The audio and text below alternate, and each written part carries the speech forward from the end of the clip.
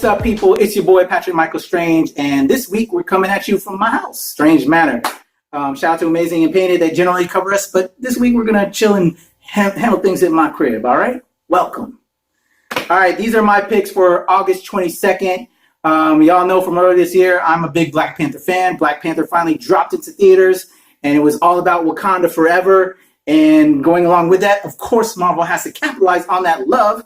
They gave us a storyline called Wakanda Forever, involving the Avengers and involving the Dora Milaje, and so on and so forth. And now with Avengers Wakanda Forever #1, we are winding down that Wakanda Forever storyline with this first issue, which is weird. Why didn't it just all be in like a 6-issue miniseries and then culminate instead of a culmination into a first issue? I don't know, whatever. With this, and if you're not familiar with these characters in the Marvel Comics, they're a lot different than what you see in the theater. Right now, Nakia, who we all loved in the film, played by Lupita Nyong'o, she is a bad guy in the comic book. She is a character by the name of Malice. Nakia was a part of the families in Wakanda and everything, and but then she turned bad. And as a character named Malice, she invented this weapon called the Mimic 27 to take down Black Panther, to take down T'Challa and the rest of the Dora Milaje and the Avengers as well as Storm, because Storm and T'Challa had their little relationship going on. Aurora Monroe and T'Challa, they got married actually. So Nakia didn't do too well with that. So she became a villain, and now she's been going at Black Panther, and now it's culminating into this first issue of Avengers Wakanda Forever, where Nakia already took down Storm, and so T'Challa's last dig to get at her and take her down is going to be with Okoye coming back, that who we all love, Ayo and Anika of the Dora Milaje. So he's got the 3 Dora Milaje. They're going to now go at Nakia and hopefully change her for good. I don't know what's going on. I haven't been following up since the first issue, so really looking forward to it. So that's my first pick out the gate. Avengers Wakanda Forever. And those that don't know, it's being written by an amazing author. And I'm spacing on the name right now because I'm filming right now. You know how we do sometimes. And also, I'm going to brutalize this name. Nenende Okorafor. I'm probably brutalizing the name right now, but she's an amazing author. You need to check her out. She does a lot of work outside of comic books that you should definitely check out.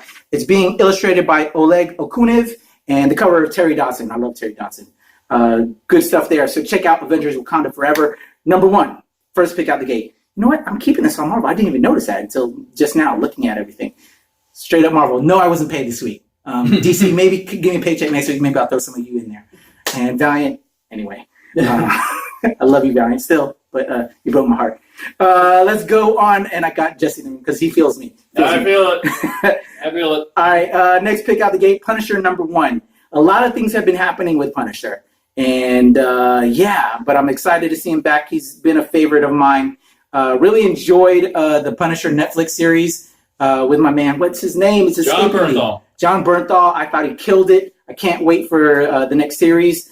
Punisher is a character after my own heart. One of the first comic books I collected outside of G.I. Joe as a kid, and the Punisher magazine that Will Portacio, my first introduction to Will Portacio.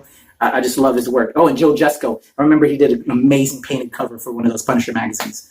Punisher is getting a new series. From what I understand, because again, they've been doing a lot of things with his character. He got the War Machine armor, and then he was a cosmic Ghost Rider for a while. But you know what, Jesse, if you could come over here, help me clear that up real quick, because I've been confused, and now we have this solo series. What is going on with Punisher, dude? So Cosmic Ghost Rider takes place in the future. That's way, way in the future. So you don't have to worry about that if you haven't read any of the current stuff. Didn't that happen after the Infinity thing too? Like that was after Infinity Gauntlet that just happened. Okay. That was I didn't read Infinity Gauntlet, so I don't know. That's what I was told. Okay. But that's like the aftermath. Gotcha. That's after that point. So you don't have to read that if you want to read the new Punisher stuff. All you need to read, I guess, is the War Machine run, which I reviewed in one of our episodes. Okay. That's only like 10 issues long. So he got the armor for a little bit. He got the armor for a little bit, and then he was forced to give it up by Nick Fury. So he's back to basics at this point. He's back to basics. It's like straight up Punisher with the trench coat, the T-shirt, and 2 handguns. What happened to Rhodey? What? How did he give it up? That what? Don Cheadle. Rhodey's alive, apparently. He supposedly got killed at one point, and then apparently he was actually not dead. He was just hiding in some secret shield and facility. just relinquish the armor. Yeah, he basically convinced Frank to give it up.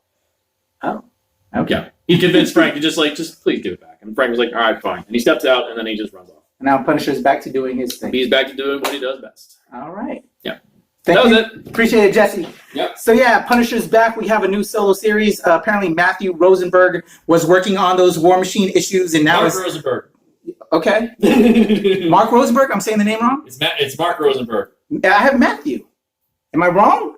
Yeah, it's Matthew Rosenberg. Oh, well, Marvel, unless you're giving me a bad write-up, I have Matthew.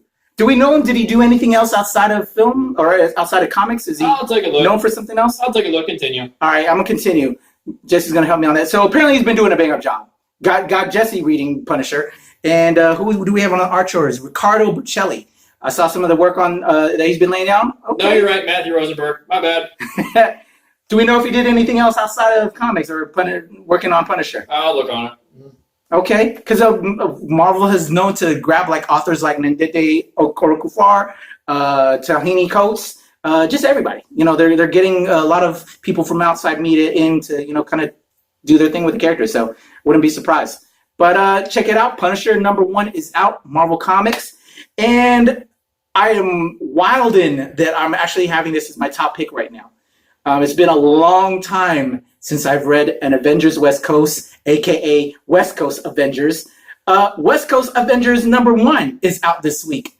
OMG. Yes, I've said it. Avengers West Coast Avengers, however you want to say it, because they used to, put the West Coast after the Avengers. Yeah, people. I thought Avengers already covered all of the coasts, but, anyway.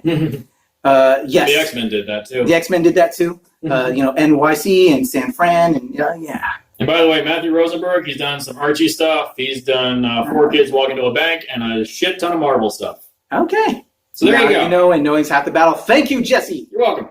So, Avengers West Coast is back again.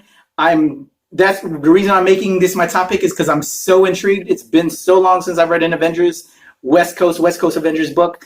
We have 2 Hawkeyes. Yes, 2 Hawkeyes. There's the male one and the female one. They're going to be in this book.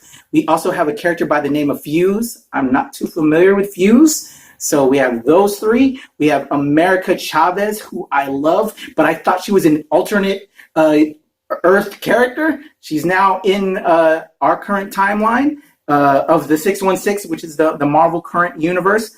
We have Gwenpool, a.k.a. Gwen Stacy, a.k.a. Deadpool amalgamation that was also in another universe. I'm so confused, people, but I think that everybody that has been following Marvel, they've been doing a shit ton of these huge spanning events that affects the whole universe. They've been dead, they came back, they merged the Ultimate. I don't know what the fuck's going on, people, but we're reading it, and they're characters that we know and love, so that's why we're going back to it. We have the 2 Hawkeyes. We have Fuse. I don't know shit about him. We have America Chavez, who I love from her alternate universe. We have Gwenpool, who I want to know more of because she looks like a very interesting character. And who else do we have in this grouping? Kid Omega. Who the fuck is that? I don't know. But the artwork looks dope. It's being written by Kelly Thompson, who is a writer who I love. So I'm very interested in what she's going to do with this and these outrageous set of characters. Stefano Caselli is the artist on this. The artwork looks bomb. I'm sure you're seeing it with the crazy alternate covers that are onto the side of me right now. Yeah. So I'm very intrigued. You have this combination of 2 amazing creators that I know and love their work. So I'm sold there. And then some characters that I've been wanting to know more about. I'm picking it up, y'all. West Coast Avengers #1. That's my top pick. And to recap, Avengers Wakanda Forever #1 and Punisher #1, y'all. Pick it up. Let me know what you think in the comments below. I'm out of here.